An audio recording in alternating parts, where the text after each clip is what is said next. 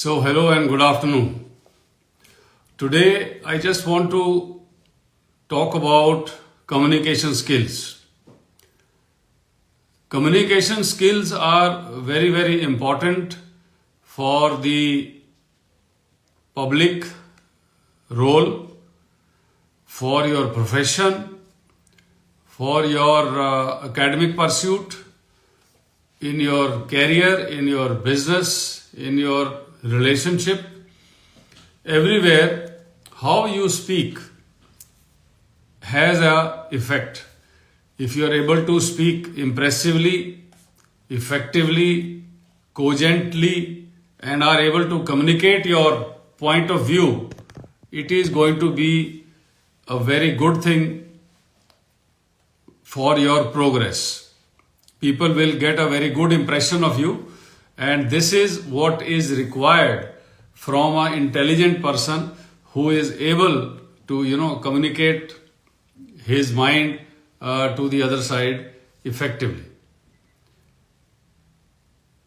Clear speech also shows that your mind is clear और आपका जो सोच विचार है वो क्लियर है, आपका थॉट प्रोसेस मडल्ड नहीं है। और ये जो चीज है ये आपको एक और तरीके से फायदा पहुंचाती है कि आपका जब स्पीच ठीक हो जाती है, इसका मतलब है आपका दिमाग ठीक है। जब आपका दिमाग ठीक होता है तो फिर आपको और भी अपने काम करने में सहूलियत मिलती है। सो ये एक सर्कल है जो घूम घूम के आपको हर तरह से फायदा पहुंचाता है। सो अपनी स्पीच को क्लियर करना हर तरह से फायदेमंद है, इसमें कोई नुकसान नहीं है। और हम जो बातचीत करते हैं, अपनी बातचीत को हम दूसरे तक पहुंचाते हैं, अपना व्यू पॉइंट दूसरे को हम देते हैं, तो उसकी इफेक्टिवनेस क्या है? उसकी इफेक्टिवनेस तब है जब आपकी बात अगले तक पहुंच जाए और वो समझ जाए। So half of the time हम लोग जो है अपनी बात को ठीक तरह से कहते नहीं हैं, और कम्युनिकेशन जो टू वे कम्युनिकेशन है उसमें हम अगले की बात सुनते नहीं है। सो सबसे पहला एक पॉइंट जो मैं आपको बताना चाहूंगा फॉर कम्युनिकेशन स्किल्स वो ये है कि आपको एक अच्छा लिसनर होना चाहिए। आप अगले की बात शांति से सुने और उसकी बात पूरी होने दें, फिर एक दो सेकंड अपने दिमाग में सोचें कि भाई इसने बोला क्या है, और फिर उसके बारे में आप रिस्पॉन्स दें। आमतौर पर हम देखते हैं कि जो बात कर रहा होता है दूसरा आदमी ना ऐसे जैसे अपनी सीट के कॉर्नर पे बैठा होता है कि जैसे ही मुझे मिलेगा मैं फट से अपनी बात बोल दूंगा। तो इसका क्या मतलब है? वो आंसर देने के लिए सुन रहा है, सुनने के लिए नहीं सुन रहा है, वो अपनी बात कहना चाहता है। तो इससे कम्युनिकेशन नहीं चलती है। कई बार आप देखते होंगे, जैसे आप कई बार फोन पे बात करते हो, आप फोन पे क्या है कि आप नॉर्मल जैसे रेडियो सेट था पहले, तो रेडियो सेट क्या था कि आपको वो स्विच दबाना पड़ता था ट्रांसमिट करने के लिए, फिर उसको छोड़ना पड़ता था रिसीव करने के लिए। अगर आपने स्विच दबाया हुआ है हैंडसेट का तो आप सुन नहीं सकते, सिर्फ ट्रांसमिट कर सकते हैं। तो ये कभी कभी जो जैमिंग करते हैं नेट में, अब जैसे बहुत सारे रेडियो सेट्स एक फ्रीक्वेंसी पे काम कर रहे हैं और एक किसी आदमी ने अपना हैंडसेट दबा रखा है, तो पूरा नेट जैम हो जाता था, क्योंकि अभी वो ट्रांसमिशन मोड पर है। कोई भी आदमी अपनी बात उसको सुना नहीं सकता है, किसी और से बात कर नहीं सकता है। Nobody can transmit. So this is something which is important that you listen to what the other person is saying. Be a good listener. It will help you to organize your thought process also correctly. Now coming on to the point of how to communicate yourself properly. तो उसमें क्या है कि आपको जो भी आपका subject matter है या जो भी बात आप कहना चाहते हैं वो आपके दिमाग में पहले तो क्लियर होनी चाहिए। उसका जो भी आप बात कर रहे हैं उसका फ्लो क्लियर होना चाहिए। ABCDEFGH जो भी आपका लॉजिक है उस लॉजिक के हिसाब से अगर आप चलेंगे तो वो बात बिल्कुल क्लियर पानी की तरह साफ उसको समझ आ जाएगी अगले वाले को। लेकिन अगर आप मडल्ड हैं, आप कोई ऐसे बात कर रहे हैं, उसके बाद कहीं और बात करते हैं, फिर कहीं और बात करते हैं, फिर इसके उधर इसका रेफरेंस, तो फिर वो आदमी कंफ्यूज हो जाता है, यार ये किसके बारे में बात कर रहा है। तो शुरू करते समय हमें पहले दूसरे व्यक्ति का ध्यान अपनी तरफ कर लेना चाहिए। वो ध्यान करने के लिए चाहे हम कुछ एक दो सेंटेंस वैसे बोल देते हैं कि जी मैं सोच रहा था कि मैं आपसे इसके बारे में बात करूं, तो उसका ध्यान आपकी तरफ आ जाता है। या आप उसको देख लें कि भाई वो मेरी तरफ देख रहा है, सुनने के लिए तैयार है, कुछ काम तो नहीं कर रहा, कोई मोबाइल तो नहीं देख रहा, घड़ी वगैरह इधर उधर कुछ लिख तो नहीं रहा। सो जब उसका अगले वाले का ध्यान आपकी तरफ आ जाता है, तब आप अगर बात शुरू करते हैं, तब जो है वो क्लियर उसको सुनता है without any loss of communication, और वो आपको अच्छी तरह से रिस्पॉन्स भी दे सकता है विदाउट वेस्टिंग एनी टाइम।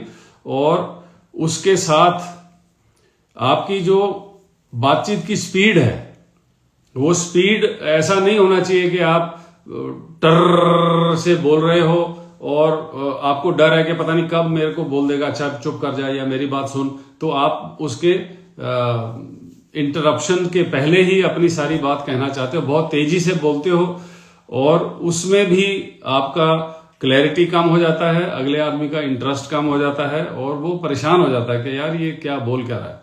और अगर आपको वो सारी कहानी सुनने के बाद फिर बोले जरा दोबारा बताना भाई साहब क्या बोल रहे थे, तो कोई फायदा है कोई, तो वो कम्युनिकेशन अच्छी कम्युनिकेशन नहीं होती है। इसी तरह से आपको अगर बात करनी है तो बीच में अभी जैसे कई सारे टुकड़े होते हैं बात के, कई सारे एंगल होते हैं आर्गुमेंट के, और अगर आप उनको अलग अलग क्लियर करके बात करोगे तो उसको समझ आ जाती है। अगर आप उनको बीच में मिक्स कर दोगे या बीच में गैप ही नहीं दोगे तो फिर आदमी को समझने में मुश्किल आती है। तो आपके जो पॉजेज हैं, पॉजेज वो बहुत इंपॉर्टेंट हैं। इनफैक्ट मैं कल परसों पढ़ रहा था, किसी ने कहा कि सबसे ज्यादा इफेक्टिव जो कम्युनिकेशन में वर्ड नहीं है, एक्सप्रेशन नहीं है, सबसे ज्यादा इफेक्टिव चीज होती है पॉज। कि आप कहां पे पॉज देते हो, कितना लंबा पॉज देते हो।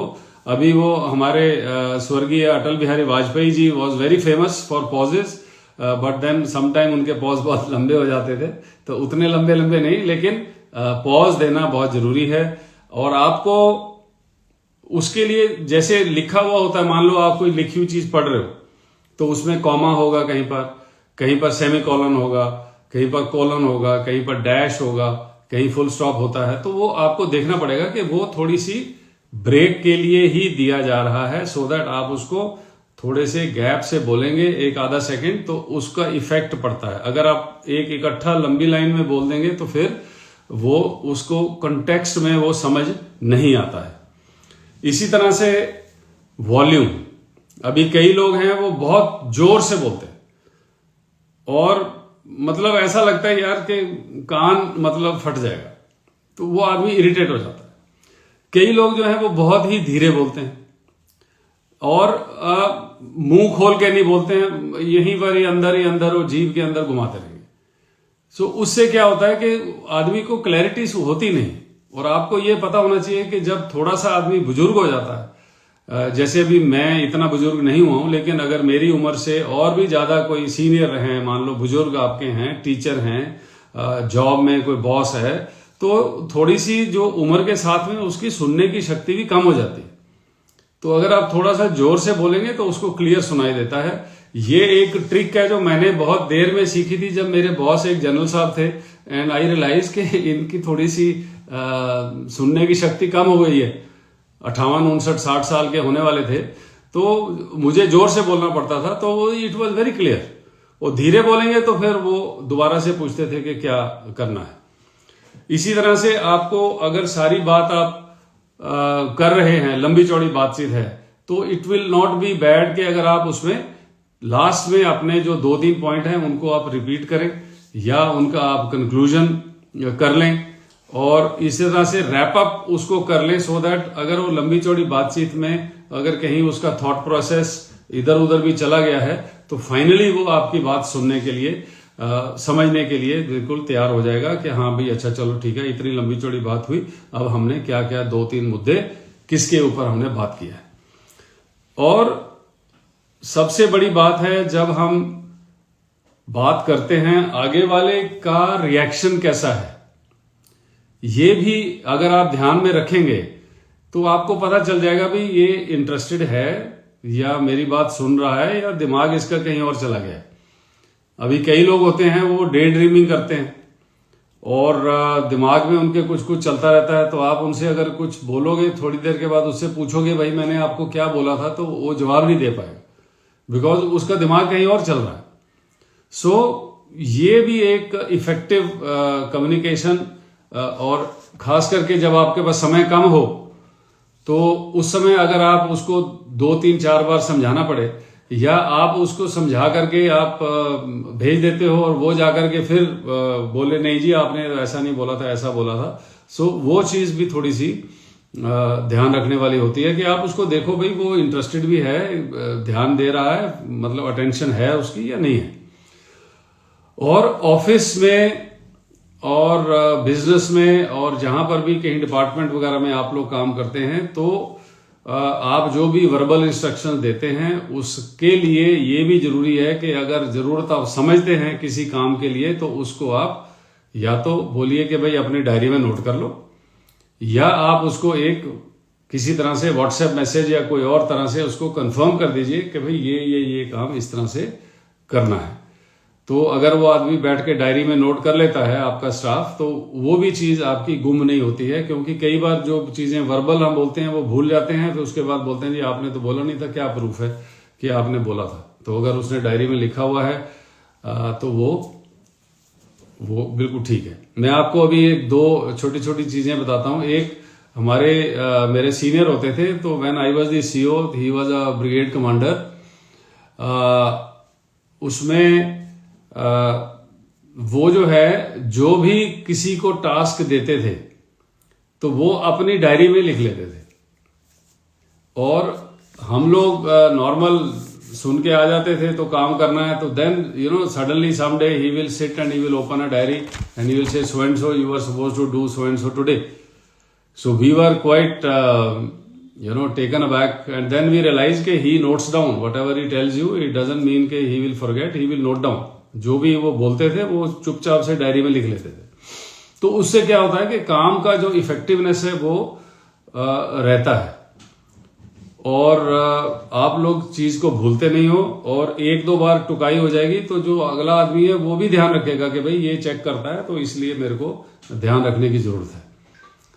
सो यहां पर आज का मैं छोटा सा ये इंस्टा लाइव है खत्म कर रहा हूं। अभी काफी लोग मेरे से पूछ रहे हैं कि भाई प्रोबेशन कितना होता है पैरा का, और ये जो बाकी चीजें हैं, ये सब चीजें आज के टॉपिक ही नहीं है। आप मेरे से डायरेक्ट मैसेज कीजिए और उसके लिए फिर मैं आपको अलग से एक इंस्टा लाइव उसी सब्जेक्ट के ऊपर करके उसके ऊपर मैं क्लैरिफाई कर दूंगा।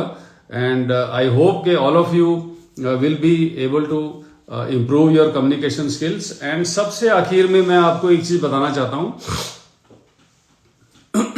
आफ्टर ऑल हम बोलते हैं, कहां से बोलते हैं? गले से बोलते हैं। गले में क्या होता है? वोकल कॉर्ड्स होती है। अब वोकल कॉर्ड्स की एक्सरसाइज बहुत जरूरी है। वोकल कॉर्ड की एक्सरसाइज बहुत जरूरी है। और दूसरी चीज है कि हमें अपने डायफ्राम से बोलना चाहिए, अपने चेस्ट से या गले से नहीं बोलना चाहिए। ये आपको प्रैक्टिस करने से आएगा कि कैसे आपने डीप सांस के साथ मदद लेते हुए वोकल कॉर्ड से बात करनी। और वोकल कॉर्ड्स की कई एक तरह की एक्सरसाइजेज हैं, जैसे कई तरह की हमिंग साउंड्स निकालना,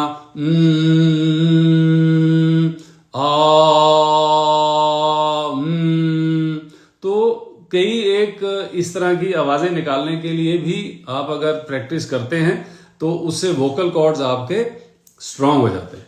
और अभी सर्दियां जैसे आ रही हैं और सर्दियों में क्या है, ठंड लग जाती है। अभी मैंने जैसे पहना हुआ है पूरे गले वाला, तो आपको अपनी प्रोटेक्शन करनी चाहिए। और गर्म पानी पीजिए, और मैंने जैसे अभी गर्म पानी का गिलास रखा हुआ है तो गर्म पानी पीजिए, ठंडा पानी मत पीजिए, बाहर अपना एक्सपोजर ना कीजिए। सिर अगर आपको ठंड लगती है तो टोपी पहनो, और अगर आपको जुकाम हो गया है तो स्टीमिंग करो। किसी भी तरह से आप अपने आप को हेल्दी रखिए और कोल्ड से बचिए, कोल्ड और कंजेशन से, और अपना वोकल कॉर्ड्स की प्रैक्टिस आप करते रहिए और बोलने की प्रैक्टिस कीजिए। Practice public speaking. और पब्लिक स्पीकिंग से अगर आपको डर लगता है तो मैंने जैसे पहले कई बार आपको बताया था कि ज्ञानी जैल सिंह जी जब छोटे बच्चे थे, गुरुद्वारे में शुरू कर रहे थे, तो उनको बड़ा झिझक लगती थी बातचीत करने में। तो उनका जो गुरु था उसने बोला कि तुमने स्पीच देनी है वो याद कर लो और मूली के खेत में जाके वो स्पीच अपना प्रैक्टिस करो, और ये समझो कि जितनी भी ये मूलियां हैं ये तुम्हारी संगत गुरुद्वारे में बैठी हुई है। और जब तुमने गुरुद्वारे में स्पीच देनी है तो उस समय आप स्पीच अपनी वही बोलो, और आप ये समझो कि जो सामने लोग बैठे हुए हैं ये मूलियां हैं। So you have to practise, और अपने दिल से जो पब्लिक स्पीकिंग का डर है वो निकालना पड़ेगा। और वो डर तब निकलेगा, पहली बात है जब आप प्रैक्टिस करोगे, और दूसरी बात जो है जो आपका सब्जेक्ट मैटर ठीक होगा, और तीसरी बात यह है कि आपको अपना अंदर कॉन्फिडेंस होना चाहिए कि जो मैं बात बोल रहा हूं उसका कोई मतलब है, फालतू में बकवास नहीं कर रहा हूं। ठीक है ना, कोई बच्चों जैसी बात नहीं है, कोई इमेच्योर बात नहीं है, कोई इलॉजिकल बात नहीं है, कोई फालतू का टाइम वेस्टिंग नहीं है। जो मैं बात बोल रहा हूं वो अगले आदमी को सुननी चाहिए, और उसका और मेरा इसमें फायदा है। तो जब ये कॉन्फिडेंस आपके अंदर आएगा, आपकी बातचीत बड़ी कॉन्फिडेंट हो जाएगी, कोई प्रॉब्लम ही नहीं। सो आज की बात यहीं पर ही मैं खत्म करता हूं, and wish you all the very best, take care, look after yourself in this weather, and जय हिंद।